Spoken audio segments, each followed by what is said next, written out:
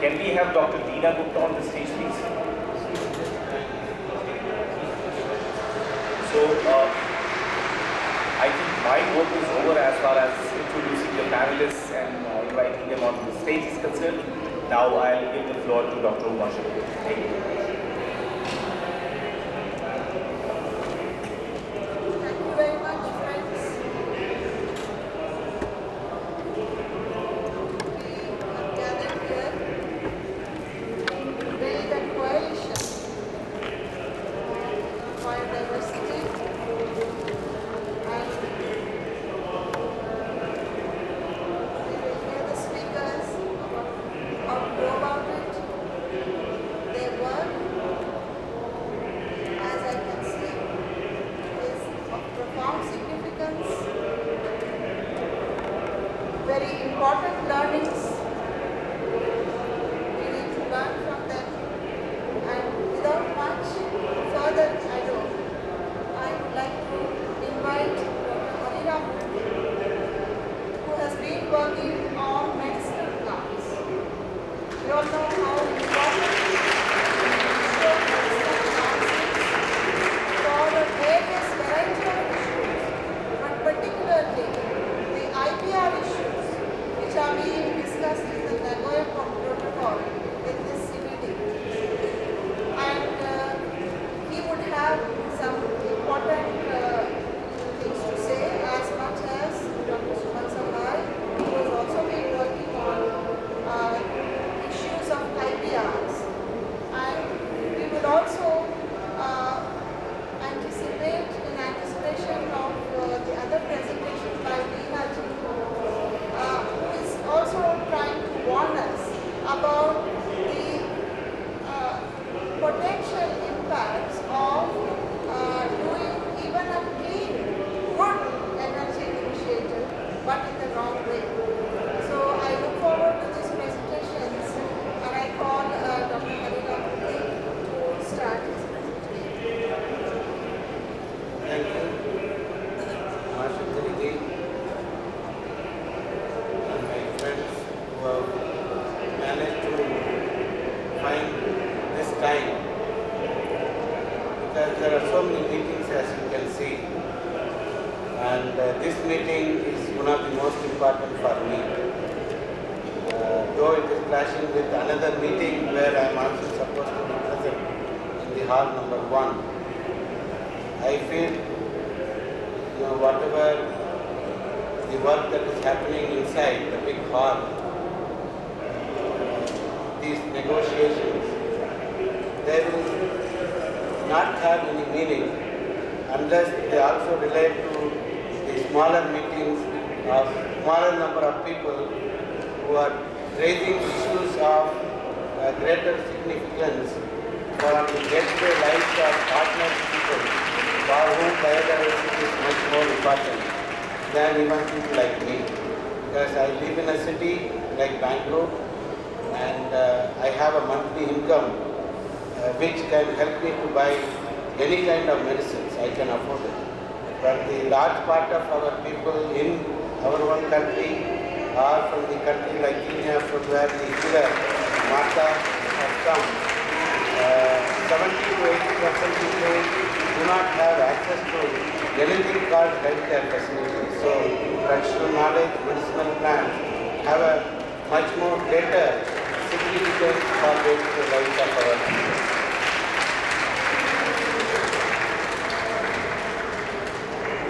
Though there are a number of national policies, international policies, which recommend, support, recognize traditional health practices, including the World Health Organization, whether it is WHO or our own national government, the importance given to traditional medicine in the National Health Plan is not that much visible in terms of either financial allocation or policy orientation.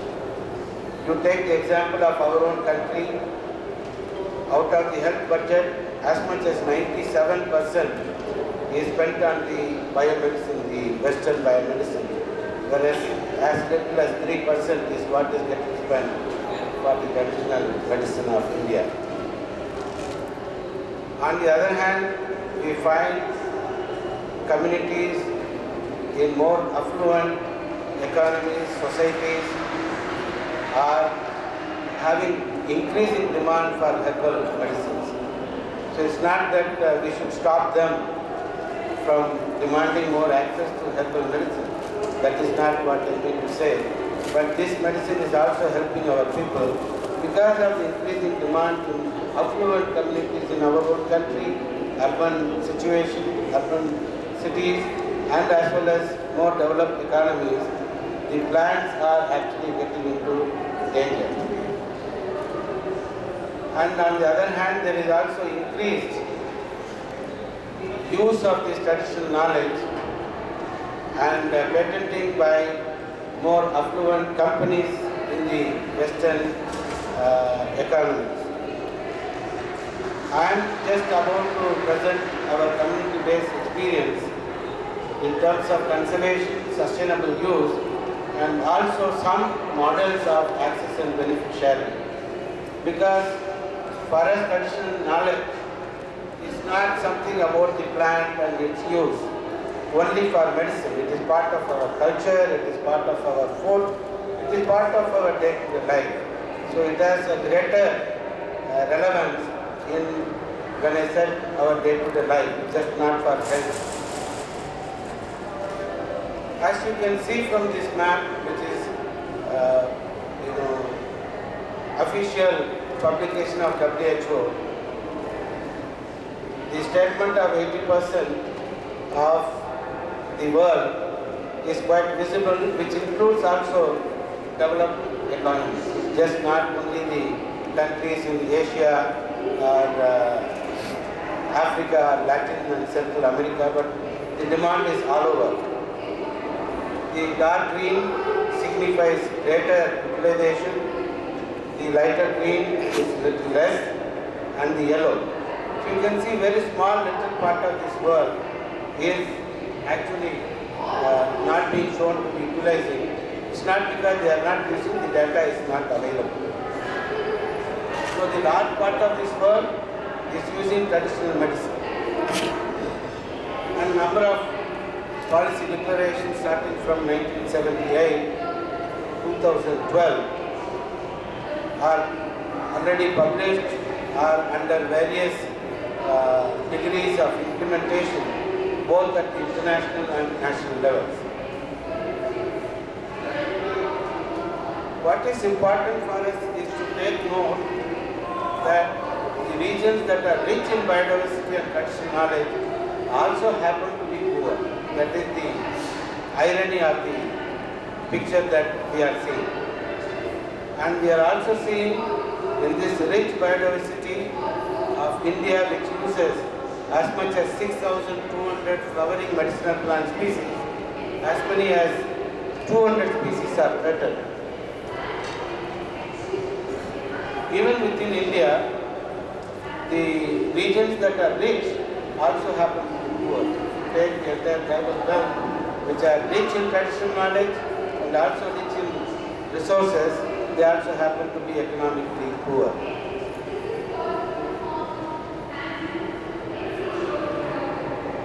I think for many of the friends from India, we do not have to introduce the Indian medical heritage has two streams. One is the Shastriya stream, which we normally refer to Ayurveda in large part of our country.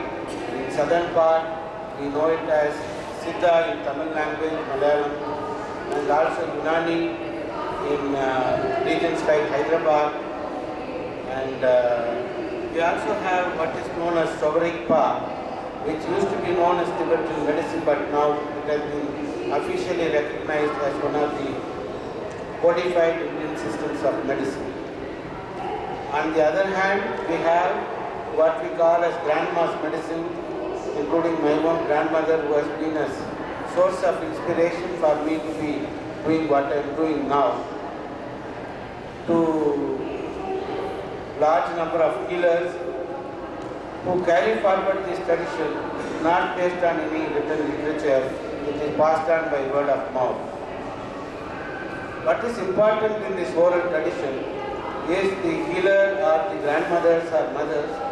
They know the use of locally available plants for the local health needs of their community. So that is the most interesting part. Whereas in terms of Ayurveda, they know the name of the plant, they know the quality of the plant and its use or application for a number of health conditions. But perhaps they don't prepare medicines like the folk healers do. And very often they also prescribe medicine just like an allopathic doctor does. So they don't produce medicine, they prescribe manufactured medicines by big and smaller companies. My presentation focuses on the folk healing practices because this is what is accessible to large number of people in India. Ayurveda, like allopathy, is accessible only for urban populations by and large, but whereas for communities which live in rural, unreached parts of India, it is the folk healing tradition, and their numbers are quite significant. I think the largest number among any of the codified stream is not comparable to the folk medical stream. You can see several micro studies when we extrapolate. It gives you an interesting number of minimum 1 million. But also present at the household level, which are several more million. That is the significance of folk healing tradition for India. And what is important also for us to know, in large number of countries in Africa, South Asia, South America and Central America, they don't have the benefit of codified tradition like we do in India or in China, or number of countries in Asia like Japan, they have Kampo medicine, Indonesia, and Philippines and Malaysia, where there is little bit available knowledge in codified form, in written form. I am not repeating, so you know the connection between the knowledge and the resource. If you have the knowledge, don't have the resource, access is not going to be possible. And you have the resource, don't have the knowledge, then again access to the knowledge is not possible. So we need to conserve natural resources and also preserve our local healing traditions. Without conserving both of them, preserving both of them, access and equity to healthcare is not going to be all that easy. I am just giving you the profile. Millions of knowledge at the household level in the form of home remedies, and in my language, food is medicine and medicine is food. I am sure that is the belief in large part of India and other parts of the world. So what is food also is medicine, and what is medicine is also food. We also have very interesting numbers in terms of traditional orthopedicians. We do not have anywhere near this number. The allopathic, that is the conventional form of medicine, is very little compared to the number in traditional orthopedy. Hardly about 10,000 for the entire country. So you can imagine, if this knowledge is going to disappear, what is the implication for poor to lead a productive life? So, even for birth attendants, we are now encouraging institutional delivery. The government is providing incentives to go to a hospital to encourage hospital-based delivery. What was possible for people to deliver at their home. So, number of policies need to be looked in the right perspective about the possible damage that it can do for rapid erosion of this knowledge. We also have Netra Vaidya, Charma Rog, dental, respiratory, mental diseases. So it's just not for primary health care. Even in terms of poisonous bites, hardly people can access the nearest hospital in the quick time for saving a life. If they don't have folk healing tradition, many more lives will be lost.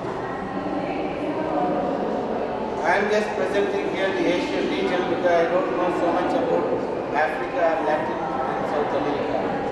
So it is same, these problems that we face in India are similar for at least Asia and large part of South Asia. And supposing that other friends from Africa, Latin America would also share similar views about access and outreach of the public health facilities in their respective countries for something in terms of healthcare. So significant population lives in very challenging economic situation in our own country and elsewhere. Second most important cause for rural interconnectedness is health expenditure.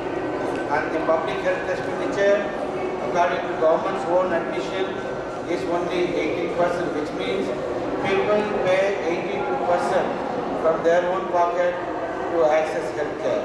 So it's a very alarming proportion of the scenario that we are witnessing. So what has been our experience starting from 1993 is what is trying to be projected here for sharing the community-based experience. We believe if we have to have equitable access to healthcare in the Indian context, we need to have local solutions for all our national or regional or state or village level problems. You can't have one solution fit all kind of a situation, and you can't ignore the resource dimension, and also we can't also ignore the fact that medicinal plants are growing in terms of their economic opportunities for ordinary tribal communities as well as people who are living in outside forests, but they access number of medicinal plant species which otherwise we call them as weeds. I know in my own district people live on collecting Terminalia or Tribulus terrestris. I think I don't know the Telugu name. Do you know the Hindi name? Bokshura is the name. So it is a thorny, rod-drag is tar. So actually people who don't have any other opportunity of earning in summer season, green seasons, they actually tie their hand, cover it with cloth and actually remove this thorn and make their daily living. So it means economic opportunities also. So you can't look at this resource, traditional knowledge only from one angle. You have to look at all the three angles. And the work that we have done, I would like to submit here and elsewhere too. We recommend that government has the greatest responsibility to ensure these resources continue to be available. So they can't tell the market is operating on its own term what to do. So they have a responsibility to make available natural resources to our poor people because they depend on them. And most important is the forest department. So they can't tell we don't know. So therefore we have involved in all our programs state forest departments in this conservation program. But you can't just have forest department to implement a conservation program without meeting the needs of local communities who live either inside the forest or along the periphery of the forest, because they have been using these resources for their healthcare and therefore livelihood. So it has to be sustainable use along with conservation to promote health as well as livelihood security. That is the context. We as NGOs, civil societies, have to play a very critical role in sensitizing the community's needs to the government department as well as the role of forest department to the community in terms of handholding. This work that I am presenting is one of the largest programs known for conservation, sustainable use, access and benefit sharing, using both the traditional knowledge and the biological resources called medicinal plants since 1993 in the tropical world. I am not aware of such a huge program happening in any other part of the world. The public-private partnership includes State Forest Department, State Medicinal Plant Board, State Biodiversity Board, community-based organizations, healers association, women self-help groups, farmers, gatherers and civil societies. So, not a single component of this partnership is less important. You can't, say this is more important and this is less important. All of them have equal importance. You will see in the presentation that Leena will be presenting why what I am saying is important. Because there you will see in the name of clean energy what has happened to the hard work that the community has put in to regenerate a degenerated landscape. That is what is the interesting story that you will be seeing. The results, you can see 112 in situ conservation areas. Just like you can't protect tiger in zoos, you can't protect, conserve medicinal plants in parks or home gardens. You need to protect them in situ. That is very, very important. And we are doing it in land areas which are ranging from 200 to 500 hectares. Some of them are currently happening in community concerned areas. In the northeast, forest land does not belong to the forest department. It belongs to the people. It belongs to the communities. So we are now having interesting stories to share with you after 2 years, where both communities, concerned areas, as well as forest controlled areas, we will have a relative success stories and failure stories to share. But right now it is in the beginning. We have experimented with ex situ, but it has not been very, very successful in terms of